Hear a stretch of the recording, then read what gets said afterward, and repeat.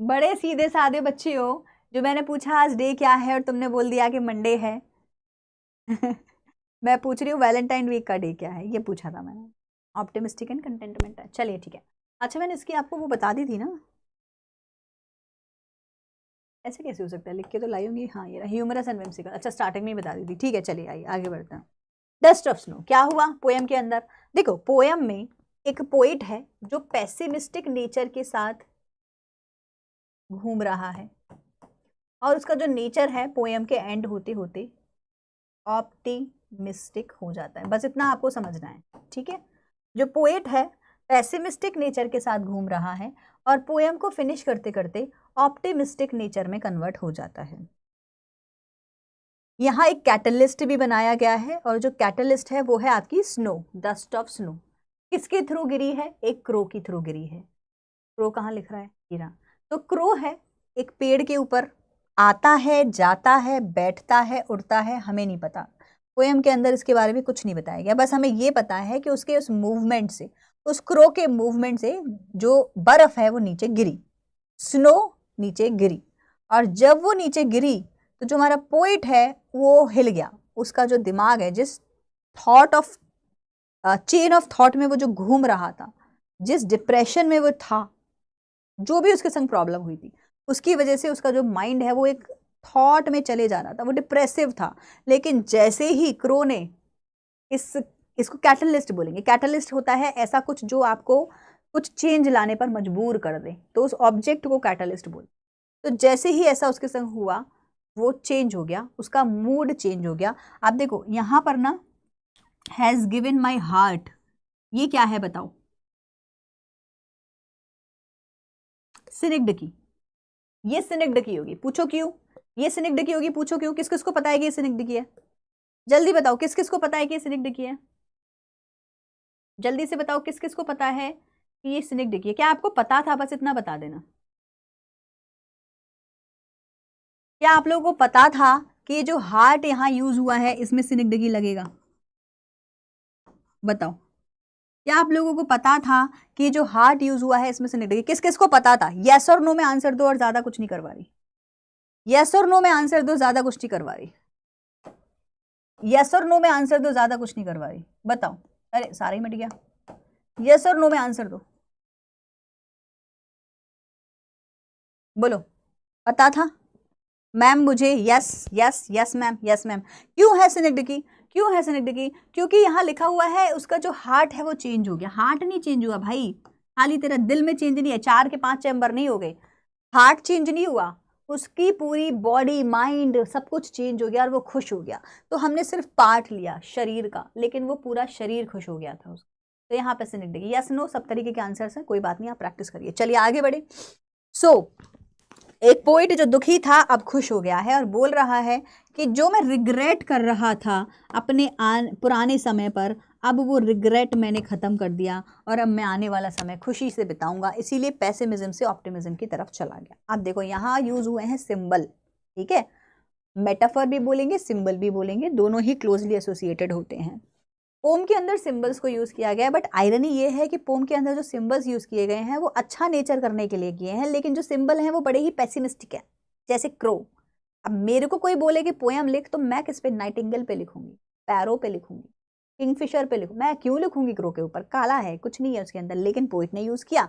बोलिए कोई ट्री ले लो, तो हमारे पास कितने क्रिसमस ट्री, वाह कितना सुंदर, मैपल के लीव्स कितने सुंदर सुंदर लगते हैं ना। फिग ट्री है, हम बैनियन ट्री को हम जानते हैं, बचपन से हमने पढ़ा हुआ है, तो हम उसको ले लेंगे। कोई और ट्री ले लेंगे जो भी हमें सुंदर लग रहा है। हम तो नारियल का पेड़ ले लेंगे, क्योंकि उसकी पत्तियां देखो, वो जो उसकी पत्तियां नहीं, मतलब उसकी जो, हाँ पत्तियां ही बोलेंगे, कितनी बढ़िया बढ़िया ग्रीन कलर का, कितना सुंदर लगता है कोकोनट ट्री देखने में। इन्होंने क्या लिया, इन्होंने लिया हेमलॉक ट्री।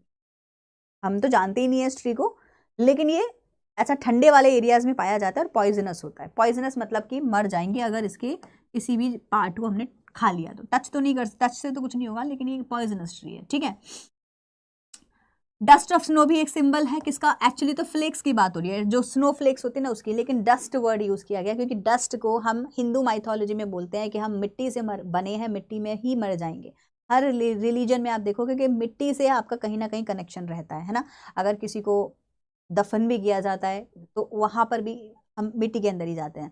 तो यहाँ पे जो डस्ट पोएट के ऊपर गिर रही है वो अल्टीमेट उसको रियलाइज करा रही है कि बेटा ये तेरा एंड है, तो जितना समय है खुश रहे।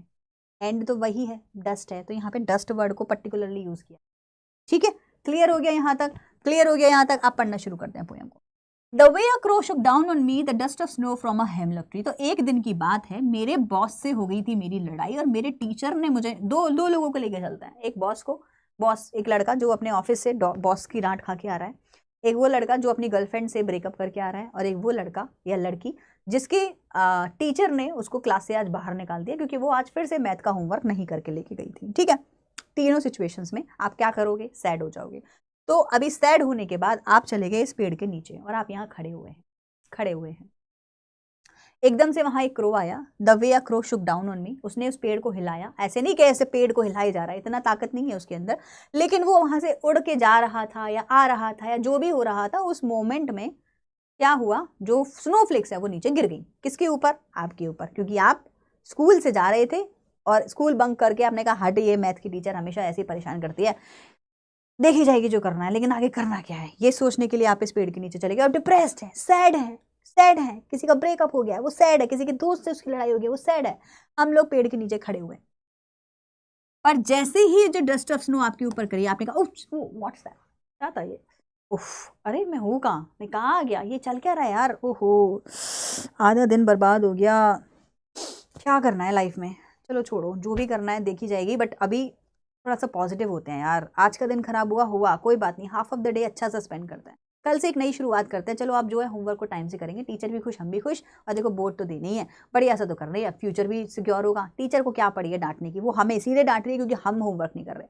हाँ यार बात तो सही है, चलो छोड़ो, टेंशन छोड़ो, चलिए आइए चलते हैं दोस्तों के संग मोमोज खाने के लिए। तो आपने अपने ऑप्टिमिस्टिक नेचर, पेसिमिस्टिक नेचर को ऑप्टिमिस्टिक में कन्वर्ट कर दिया। So has given my heart, इसने मेरे हार्ट को क्या दिया? एक चेंज दिया, a change of mood, and saved some part of the day.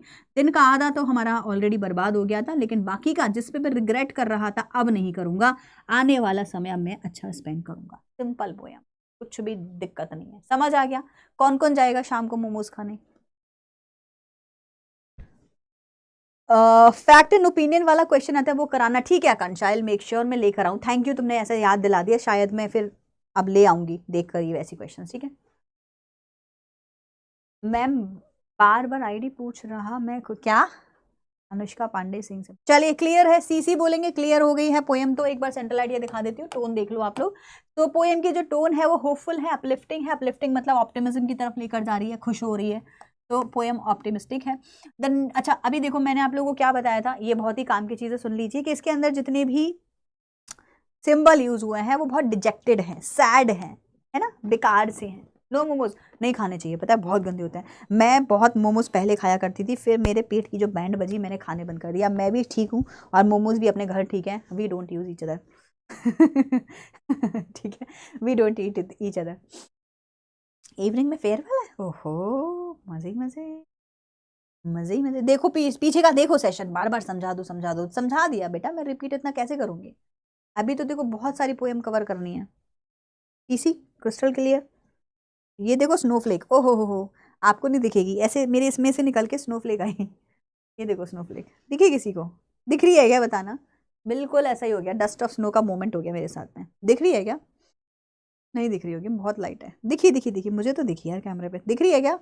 बिल्कुल ऐसे पोइट के ऊपर देखो, करके देखते हैं इसको। ये रहा, और नहीं यार कोई ऊपर से उड़ा सकता है क्या? और पोइट सैड पड़ा था और एकदम से उसका मूड जो है वो हा अच्छा हो गया, ऐसा कुछ हुआ। ठीक है, the narrator has unimaginable healing powers. अब देखो मैं यहाँ बता क्या रही हूँ, the nature has unimaginable healing powers. मैं यहाँ देखो बता क्या रही हूँ, मैं ये बता रही हूँ कि जो क्रो है सैड सिंबल है, हेमलॉक का जो ट्री था वो भी सैड सिंबल था, है ना, लेकिन हमने इनको यूज क्यों किया? क्योंकि हम बोलना चाह रहे हैं कि इनऑस्पिशियस चीजें भी अच्छी होती हैं। अगर ब्लैक कैट आपके सामने से निकल कर गई है तो वो हमेशा खराब नहीं होगा, वो कुछ और मैसेज है आपके लिए। तो हमको ब्लैक याद दिख रहा था। तो भाई ये होती है देखो ठुमक ठुमक प्रिपरेशन, मैंने प्रैक्टिकल करके दिखाया है, लिखो चैट सेक्शन में फटाफट से। चलिए, तो हुआ क्या, तो बोला जा रहा है कि नेचर के अंदर हीलिंग पावर है, चाहे वो कोई ऑस्पिशियस सिंबल हो चाहे इनऑस्पिशियस सिंबल हो। क्रो को ना, वैसे आपको पता होगा, जब किसी की डेथ हो जाती है ना तो श्राद्ध के जो दिन आते हैं, है ना, सनातन धर्म में आते हैं, औरों के मतलब रिलीजन में ऐसा कुछ होता होगा, मुझे आइडिया नहीं है, प्लीज लेट मी नो अगर ऐसा कुछ है, आगे से मैं उसके एग्जांपल्स भी दे पाऊँ। तो क्रो को खाना खिलाया जाता है, तो ये डेथ का सिंबल है, डेथ में बोलते हैं कि क्रो को खिलाया तो वहां तक ऊपर पहुंच जाएगा, ऐसा कुछ मान्यता होती है।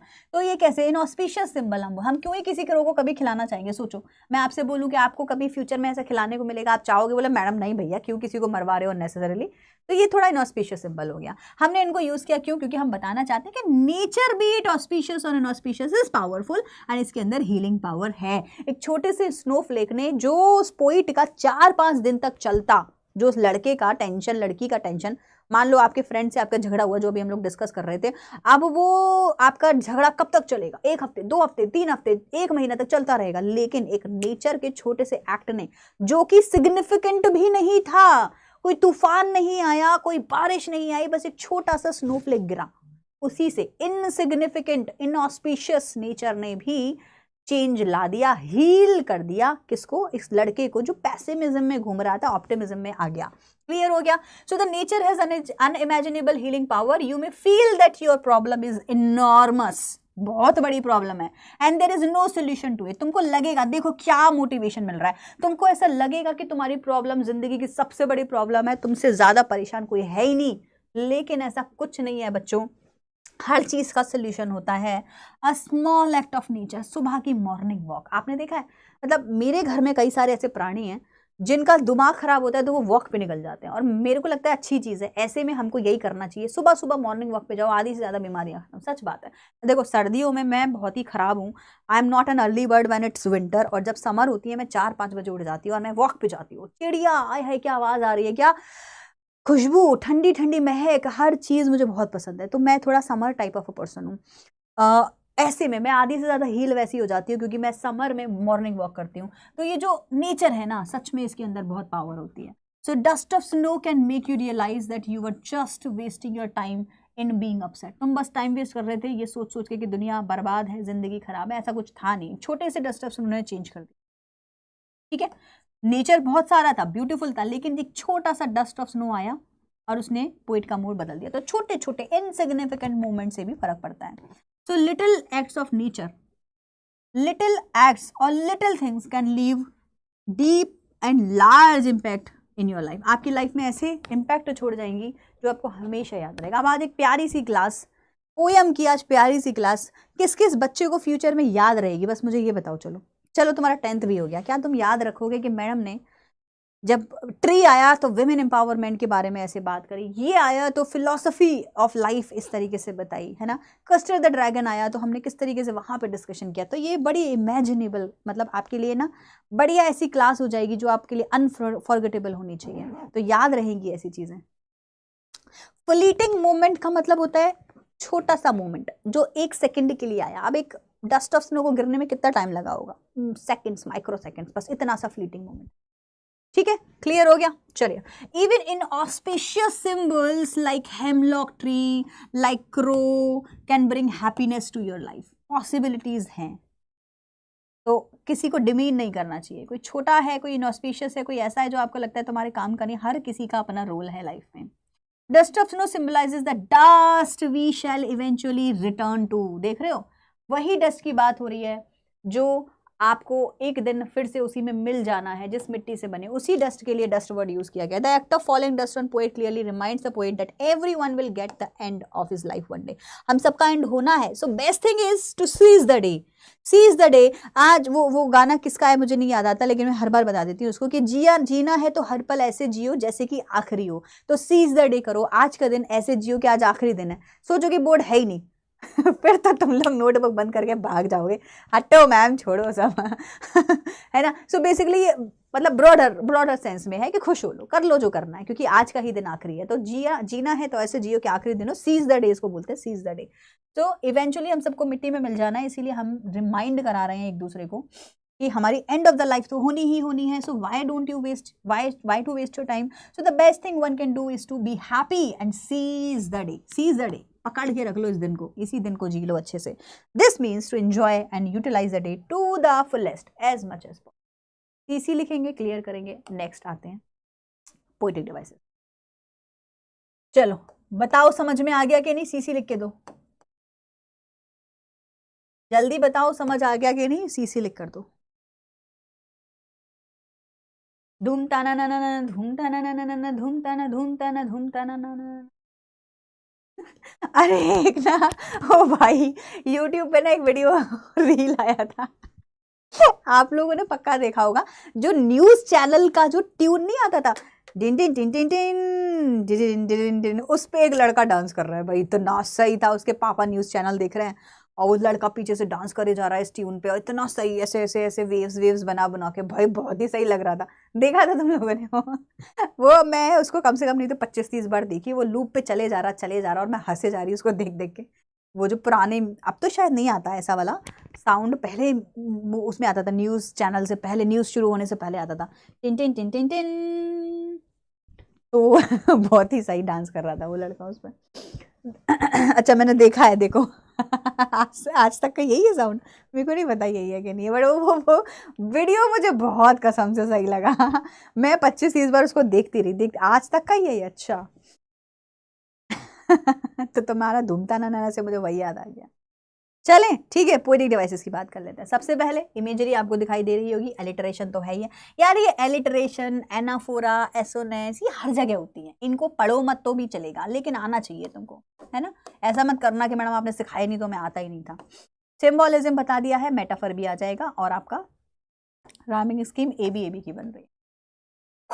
इमेजरी जो एक सीन है फॉल करने का वो दिखाया गया, सिनिक की मैंने आपको बताई दी थी, एलिटरेशन आपको दिखाई दी है, सिंबोलिज्म में सारे सिंबल हमने यूज करे हैं, इनको मेटाफर भी बोलेंगे, ठीक है।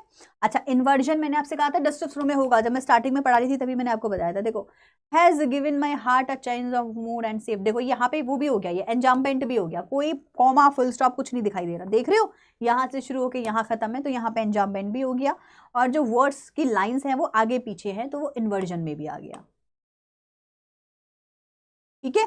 So when the structure of a sentence is changed by the poet to create rhyme, change कर देंगे आगे पीछे ताकि राइम एंड में अच्छी बन जाए, इसी को हम लोग पोइटिक लाइसेंस भी बोलते हैं, तो ये इन्वर्जन भी होता है, ठीक है। पोइटिक लाइसेंस मतलब ग्रामेटिकल स्ट्रक्चर चेंज कर दिया। एंजाममेंट हो गया, मेटाफर हो गया, एसेनेंस समझ जाओ, है ना, शुक down on me, O O O, एसेनेंस